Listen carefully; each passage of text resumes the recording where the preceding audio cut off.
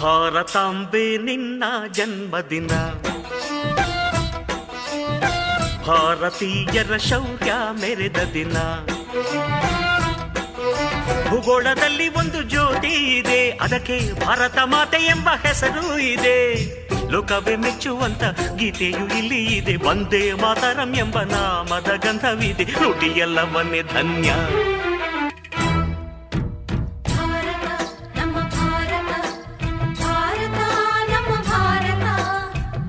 ಉಸಿರಿರುವ ತನಕ ನೀ ಭಾರತೀಯನೆಂದು ಬೀಗು,